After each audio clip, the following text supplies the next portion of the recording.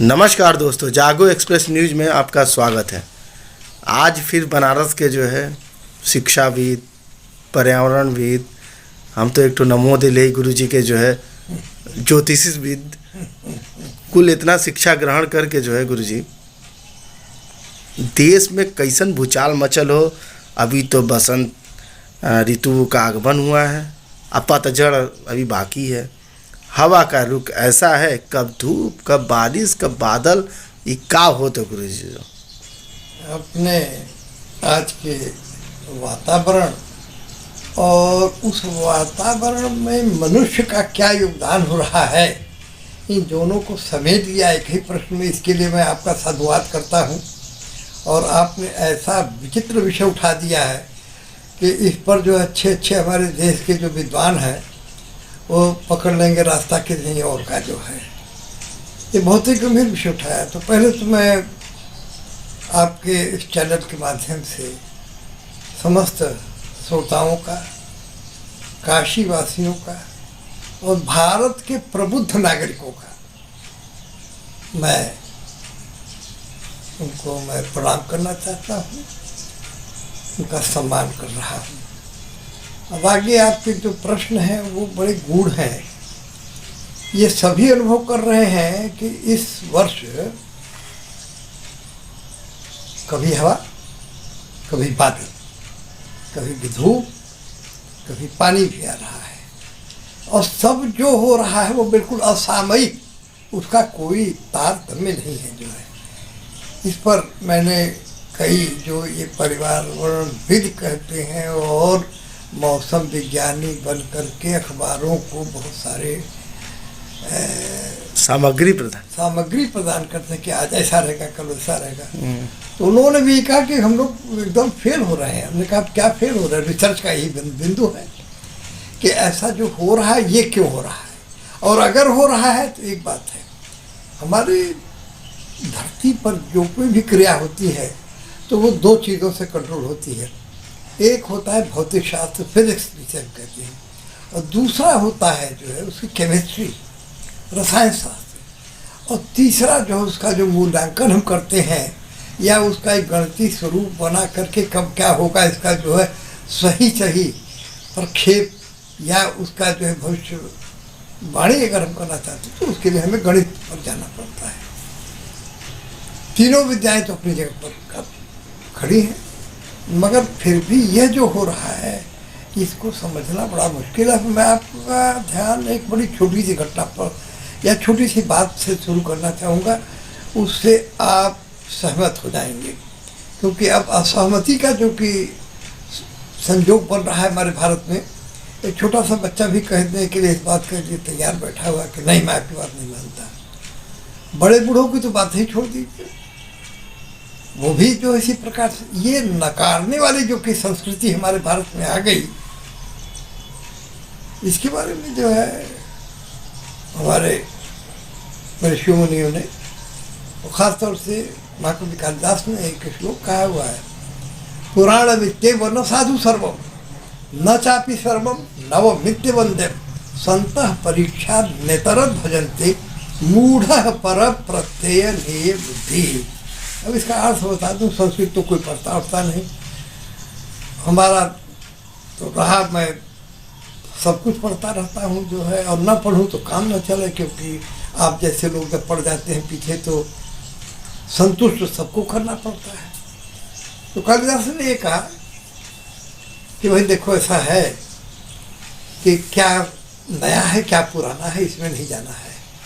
संतः परीक्षात, संत जो कि है वो परीक्षा करने के बाद तब किसी बात को मानते हैं। और मूर्ख जो होता है, फलाने कहले चल चल चल 5 किलो गेहूं पर मारब, अरे बाप रे बाप, ये क्या हो गया है? अच्छा, फिर महंगाई 50 रुपये किलो हो जाए, 100 रुपये किलो हो जाए, 200 रुपये किलो हो जाए, ठीक है भैया, चलिए कोई हर्जा नहीं है। ये जो हम लोग की प्रवृत्ति बन रही है कि हर हाल में हम खुश रहना चाहते हैं, लेकिन वो ये नहीं समझ पा रही है हमारे देश की जनता कि आप खुश तभी हो सकते हैं जब ऊपर वाला खुश होगा।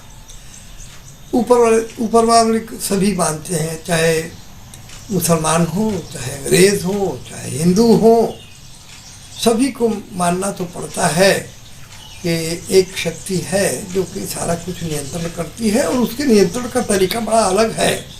वो आपकी बुद्धि को ऐसे, जैसे मिस्त्री लोग कोई पेच खोलना होता है तो क्या करते हैं, पेचकस या अगर मत्थेदार है तो रिंच लगा करके और तड़ाक से खोल देते हैं। तो उसी तरीके से ये शक्तियाँ जो अपना कार्य कर रही हैं, और आज उसी का परिणाम है कि आप देख रहे हैं कभी हवा चल रही है और थोड़ी देर में ही जो है पानी भी बरस जा रहा है। जल्दी पानी और हवा संयोग इनका नहीं होता है, या तो हवा चलेगी या पानी बरसेगा। अगर हवा चल गई तो पानी हट जाएगा, या दोनों चीज़ें हो रही साथ साथ। तो इस तरह की जो विशिष्ट चीज़ें आ रही हैं, दिख रही हैं, इन पर विचार करने की ज़रूरत है। अब इसमें हम लोग कहाँ तक जो है एडिटिव, इसमें हम लोग योगदान कर रहे हैं इन क्रियाओं को विक्षेप करने में। तो योगदान गुरुजी, तो वही योगदान का जिक्र हम करते होते, जैसे कि जैसे कि मनुष्य इस समय पता नहीं न जाने किस बौखलाहट में है। अगर कुछ पूछ दिया जाए, कुछ कह दिया जाए, तो जैसे लगता है कि 2-3 झापड़ पड़ जाए। और अब देखिए तो हर जगह वही है। टेलीविज़न देखिए, टेलीविज़न में क्या है, जो है नेता क्या मलाइयों खाते हुए दिख रहे हैं, गुणगान भक्त अंधभक्त सब गा रहे हैं। क्या कहना चाहेंगे सर? ये वही तो कह रहा हूँ ना कि ये इलेक्ट्रोमैग्नेटिक विक्षेप, शनिदेव आ रहे हैं। बस अप्रैल में जो है शनिदेव का प्रवेश हो जाएगा जो है। तो शनिदेव जो है वो आदमी की बुद्धि को बड़ी भीतर तक जो है वो नियंत्रित करते हैं। कैसे करते हैं वो भी बता दे रहा हूँ। हमारे देह में खून होता है, खून में जो है हीमोग्लोबिन होती है, और हीमोग्लोबिन में जो है आयरन, लोहे का अंश होता है। और शनिदेव का जो कि है वो बड़ा ही प्रबल चुंबकीय क्षेत्र है, जिस कारण से वो मनुष्य की बुद्धि, वृत्ति, रक्त की स्थिति, प्रवाह की स्थिति, सब कुछ नियंत्रित हो जाता है। आज शनिदेव अभी पहुंचने वाले हैं, क्योंकि इस समय हम लोग एक ऐसे संधिकाल में हैं कि इधर तो राजा बुध हैं, मंत्री उनके शुक्र हैं, और उधर जो है मंगल के साथ में शनि प्रवेश करने जा रहे हैं वायुमंडल में।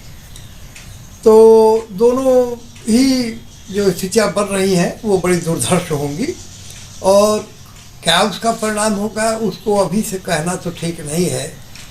हो सकता है कि लोगों के मन में बहुत तरह के भाव उठने लगें, जो आएगा सामने लोग देखेंगे, क्योंकि वो चीज़ें होंगी जिन पर हमारा कोई नियंत्रण नहीं हो सकता है। जो है विश्व युद्ध की बात हो रही है, विश्व युद्ध को रोकना आप असंभव सा लग रहा है, जो है नहीं रुक पाएगा, क्योंकि लोगों की जो महत्वाकांक्षा है, लोभ, और सबसे बड़ी इतना महत्वाकांक्षा होना बहुत अच्छी बात है। लोभ भी अच्छा है कि आप चीज़ों को बचा के रखेंगे और उनको आप, लेकिन अहंकार होना ये सबसे खतरनाक बात है जो है। और अहंकार का मतलब विनाश। विनाश का पहला कदम जो है अहंकार से शुरू होता है। अब जो हो रहा है वो सामने है। अब मैं आपके पास में मैं एक चीज़ देना चाहूँगा जी। राजस्थान के जो मुख्यमंत्री हैं श्री भजनलाल जी, वो इस समय कोरोना ग्रस्त हैं अस्पताल में। अभी मौसम बदला नहीं, इतनी गर्मी नहीं पैदा हुई, लेकिन वो कोरोना ग्रस्त हो गए। अच्छा एक बात और बताएं, कोरोना जो है, कोरोना के बारे में हमारे यहाँ सब हो रहा है, बड़ी रिसर्च हो रही है, चंद्रमा पर जा रहा है, झंडा भी गड़ रहा है, सब हो रहा है। और अभी जबकि 26 जनवरी का दिन गुजरा है, एक भी किसी वैज्ञानिक को जो है कोई पुरस्कार नहीं दिया गया। सबसे बड़ी बात है, ये बड़ा विचारने बात है ना। इतनी बड़ी आबादी और इतने, मैं मानता हूँ कि और वैज्ञानिक नालायक होंगे, निकम्मे होंगे, कुछ नहीं कर रहे होंगे, मान दिया जाए, लेकिन जिन वैज्ञानिकों पर आपको बड़ा नाज है, मुंह पर ताव मारते हैं, यह हमारा वैज्ञानिक चंद्रमा पर कहाँ पहुंचा? वहाँ पहुंचा जहाँ किसी देश का झंडा नहीं पहुंचा, वहाँ हमारा झंडा पहुंचा। आपका झंडा तो पहुंच गया। आपने वैज्ञानिकों को कहा झंडे से पहुंचाया? अरे कम से कम एक आध दो तो जो है इसरो वाले जो कि हैं, इसरो के जो कि डायरेक्टर हैं, वो बेचारे रोगग्रस्त हैं। उनको बहुत शौक लगा है, बहुत ज़्यादा शौक लगा है, क्योंकि सारे भारत के वैज्ञानिकों में ये चर्चा थी कि कम से कम इस उपलब्धि के लिए जो है इनको तो पद्मश्री पद्मभूषण वगैरह को दिया जाएगा। मामूली निशान गायब। ऐसे ऐसे वैज्ञानिक जिन्होंने की जिनकी की शोध पर भारत टिका हुआ है इस समय जो है, वरना श्रीलंका की हालत इस देश की हो गई होती जो है। वहाँ के राष्ट्रपति का घर लोगों ने जो है पेट्रोल का दाम बढ़ने की वजह से फूंक दिया था। किंतु कहीं भी इस दिशा में कहीं चूट चपत भी नहीं कि अरे भाई कुछ जो है। अब आपको मैं दूसरी तरफ ले चल रहा हूँ। ये हमारे देश की वैज्ञानिकों की स्थिति है, उनकी उपेक्षा का है। चाहिए सब कोरोना आ गया, बनाओ दवाई। कौन सी दवा बनाओगे? आप सुन रहे होंगे तमाम लोगों के बीच में चर्चा आजकल होने लगी है कि बैठे उठे और पटाख से गिरे जमीन पर। जाने पर अस्पताल होता है कि हार्ट फेल है। हार्ट तो फेल ऐसे होता नहीं। अच्छा, अब ये क्या चीज़ है? तो अब लोगों ने थ्योरी निकाल दिया कि जो लोग कोरोना काल में जो है वो वैक्सीन लगवाए थे, अरे कोरोना काल चला गया, वैक्सीन जो है इतने दिनों के बाद में नहीं असर करने जा रही है। उसका एक लिमिटेड पीरियड होता है एक्शन का जो है। लेकिन इस प्रकार की भ्रांतिपूर्ण बातें कह करके अब जो कोरोना आने जा रहा है उससे भी लोगों को जो है मतलब वो वैक्सीन भी नहीं लगाने के लिए तैयार होंगे। अच्छा, सबसे बड़ी बात यह है कि इसमें और कोई बाहरी आदमी हो संलग्न तो बात होती। हमारे यहाँ के हमारे मंत्री ही जो है इन सब कामों को कर रहे हैं जो है। अब एक मंत्री जी, नाम नहीं लेना चाहूँगा, वो गए थे साउथ कोरिया छोटा सा देश, पकौड़ी भर का। एक तो होता 12, एक होता पकौड़ी। 12 जानते हैं ना, उड़द की दाल का जो है बड़ा बनता है। तो उसको कहते हैं कि 12 पोत हुआ, ये इतना बड़ा उसको औरतें ऐसे पीट करके बनाती हैं जो है। तो वो अगर 12 हमारे देश में बनता है तो वहाँ तो वो हमारे देश के सामने साउथ कोरिया पकौड़ी है। मगर उस पकौड़ी देश से जो है हमारे मंत्री जी वार्ता करके आए हैं कि हम लोग आपस में सहयोग करेंगे। किस दिशा में? अब जरा देखिए किस दिशा में।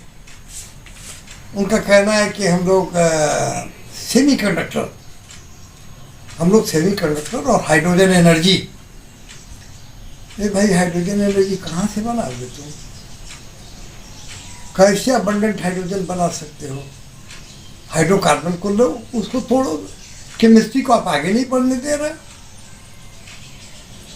आप ताज्जुब करेंगे। आज जो कि एक समाचार कोई भी अखबार आज का उठा करके देखेगा, उसमें एक समाचार निकला हुआ है कि BHU विश्व की 3रे नंबर की और भारत की सबसे बड़ी यूनिवर्सिटी, जिसको कि महामना मालवीय जी ने जो है इतने परिश्रम से, इतने जुगत से भारत के विकास के लिए जो है एक सृजन किया इसका। ये उनका जो है सबसे बड़ा अवदान है भारत के लोगों के लिए। वहाँ पर क्या हुआ जानते हैं? लड़के अब एडमिशन के लिए नहीं आ रहे हैं।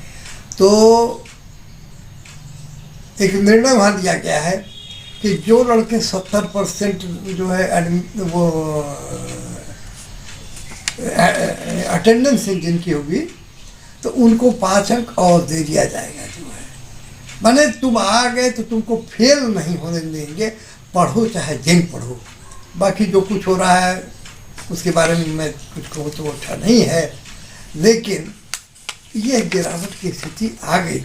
जिस BHU में आने के लिए जो है मद्रास से लेकर के जो कश्मीर तक के लड़के कंपटीशन किया करते थे, आज वहाँ पर आप ये घोषणा कर रहे हो कि हम 5% और आपको नंबर देंगे, हम आपको और प्रोटेक्शन देंगे जो है। ये गिरावट की स्थिति बन रही है। और ये गिरावट की स्थिति क्यों बनी है? कि जो प्राइवेट यूनिवर्सिटीज़ का जो है एक जाल खड़ा कर दिया गया, जहाँ न पढ़ाई है न लिखाई है, खाली डिग्री बेची जा रही है। इतना बड़ा खतरा हमारे देश में पैदा हो गया। कौन है जो कि सेमीकंडक्टर समझेगा? अब कौन है जो कि सेमीकंडक्टर बनाएगा जो है? सेमीकंडक्टर बनाने के लिए यूटेक्टिक फॉर्मेशन की ज़रूरत है। काफ़ी advance stage of metallurgical engineering ये होती है, जिसमें 2 या 3 मेटल्स को मिला करके आप ऐसा मिश्रण तैयार करेंगे जो अलग नहीं होंगे, टूटेंगे नहीं। जब ये मिश्रण तैयार होगा, स्थिरता उसमें होगी, तभी जाकर के उससे आप सेमीकंडक्टर बना सकते हैं। सुन लिया कि सेमीकंडक्टर होता है तो हम भी बनाएंगे, हम भी करेंगे।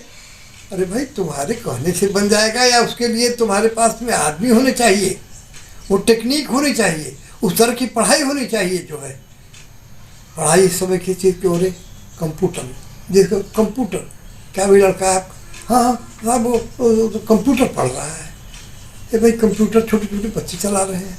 क्या है कंप्यूटर इंजीनियरिंग में? और उस कंप्यूटर का परिणाम आप देख रहे हैं कि क्या हो रहा है जो है।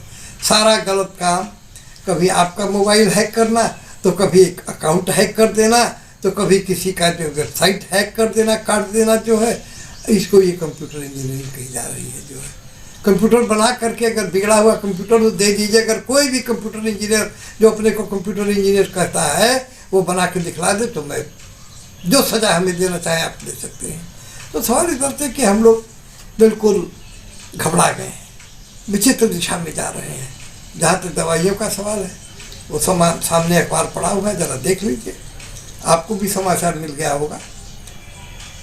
समाचार ये मिला है कि बनारस में छापे पड़े हैं और 100% जो है नकली दवाइयाँ पकड़ी गई हैं जो है। ये भाई क्या हो रहा है? आप जो है दवाइयों की जांच भी नहीं कर सकते। बनारस ऐसे शहर में, यहाँ पर इतनी बड़ी आबादी है, प्रधानमंत्री जी का ये क्षेत्र है जो है, एक भी दवा के एनालिसिस की क्या कोई व्यवस्था है यहाँ पर? छोटी सी लेबोरेटरी आप रख लेते। वो भी जो है कुछ साइंटिस्टों को जो है तुक्का मारे वाले जो है भविष्यवाणी पे निर्भर होंगे। सही कहती ना? अब देखें, एक चीज़ है कि अगर सही साइंटिस्ट होगा तो तुक्का नहीं मारेगा। और तुक्का मारने वाली जो बात आप कह रहे हैं, तो जरा वो भी बता देता हूँ। गुरुजी, तुक्का आप कैसे मारेला? महीना समझ में आवेला कि बोल देवेला कि सूखा पड़ी तो सूखा पड़ेला, कह देवेला कि देखा भी आगे मौसम ऐसे नहीं तो ऐसे, वो तुक्का मारेला का आप गुरुजी? आप वो किताब देखिए, वो सामने जो है, ये भारत के जो है बहुत बड़े वैज्ञानिक थे, प्रोफेसर मेघनाथ साहा। इनकी साहा थियरी भी है जो है। अच्छा, अब मैं उसमें अध्ययन करता रहता हूँ। बहुत बड़े वैज्ञानिक थे भारत के, यही इलाहाबाद यूनिवर्सिटी में प्रोफेसर थे जो है। अब अगर आप हवा के तापमान, हवा की दिशा और हवा की आर्द्रता माने जो उसमें हवा की मात्रा है, अगर इसकी गणना कर ले तो आप सब बता देंगे। अब देखिए, मैं बता रहा हूँ आपको, नहाते तो होंगे ही आप, गमछा पहनते ही होंगे आप, लुंगी गमछा कोई भी वस्त्र, उसके बाद में उसको चार चुप करके जो है क्या करते हैं, डालते हैं। घर में नहीं डालेंगे, ज़रूर कोई डारा ये वो लटकाने का जगह बनाए होंगे जो है। हमारे हिंदुस्तानियों को रहने की एक अपनी प्रथा है, हर घर में एक जो है चाहे तार का चाहे छड़ का कोई डारा टाइप का बना लेते हैं, जिस पर कि उसका नमो है कि डाल दें। तो डारा जो है आप अपना गमछा डाल दीजिए, पूरा तर गमछा। आधे घंटे बाद उसको आप फिर से जाके टच करें, पूरा सूख जा रहा है। अरे पहले 3-3, 4-4 घंटे में जा करके तब गमछा जो है सूख पाता था, तब भी गीलापन उसमें महसूस होता था। आज अब ये मैं जो बता रहा हूँ इसको करके देख लीजिएगा, कल ही देख लीजिएगा, आपको क्लियर हो जाएगा कि मैं झूठ बोला है सही बोला। अब आपको जो अगली बात बताने जा रहा हूँ, क्योंकि आप लोगों ने ही जो है ये आज से पिछली साल मैंने कहा भी था कि 3 साल से लगातार सूखा पड़ रहा है। अब सवाल उठता है इस साल क्या होगा? इस साल उससे भी ज़्यादा भयंकर सूखा होने जा रहा है। बरसाइए पानी, पार्लियामेंट में एक्ट पास कर दीजिए कि बेबादल पानी नहीं बरसेगा तो साले तुम्हारा रास्ता हम रोक देंगे। कैसे बादल का रास्ता रोक दीजिएगा भाई? आपने जो परिस्थितियाँ देश के भीतर पैदा कर दिया, अब वो क्या है वो भी बता दे रहा हूँ। जहाँ भी देखिए निर्माण किस चीज़ का निर्माण? सड़क का निर्माण। सड़क बनाने के लिए क्या करिएगा? कुछ मकान मकान गिराइएगा, बाकी जो पेड़ है किनारे किनारे पेड़ काटो। और आज के समाचार पत्रों में एक बड़ा भयानक समाचार निकला हुआ है कि उत्तराखंड में वो कॉर्बेट नेशनल पार्क है जो है, वहाँ पर बिल्डिंग बनवा दी गई और जंगल काट दिया गया। वहाँ घोर संकट पैदा हो गया। अब ऑक्सीजन कौन बनाएगा? हवा का टेम्परेचर का नियंत्रण कैसे होगा? मॉइस्चर का कंट्रोल कैसे होगा? ये हवा जो है वो पेड़ों से, जो कि ज़मीन से खींच करके वो पानी ले जाते हैं, उससे शुष्क हवा को उसके भीतर वेपर माने पानी की भाप पहुंचाते हैं। आप तो पेड़ काटते जा रहे हो भाई, पेड़ काटते जा रहे हो, कहीं कोई नाप नहीं, कोई जोक नहीं, कोई कंट्रोल नहीं। और आप कैसे कहा जाए, ज़रा अच्छा तो नहीं लगता है। इतिहास पढ़े हुए, समाज शास्त्र पढ़े हुए, मिलिट्री साइंस से तो कौन सी साइंस होती है भाई? मिलिट्री साइंस की कहाँ ज़रूरत है? मिलिट्री वालों की तो अलग ट्रेनिंग होती है, आर्सनल, टेक्निक, एडवांस्ड टेक्नोलॉजी, सारी चीज़ें तो उनको अलग से पढ़ाई जाती है। ये मिलिट्री साइंस जो है कॉलेज या यूनिवर्सिटी में पढ़ा करके आप क्या ले आते रहे? होम साइंस है, ऐसे ऐसे विषय जो है बना करके आप डिग्री दे रहे हो। और ये लोग जो है पता नहीं किस बूते से क्या कर रहे हैं, बस IAS हो गए, PCS हो गए। रोज इम्तहान हो रहा है हमारे देश में और हर एक का पर्चा आउट हो रहा है। धन्यवाद सर, बहुत बात करके बहुत अच्छा लगा आपसे जो है।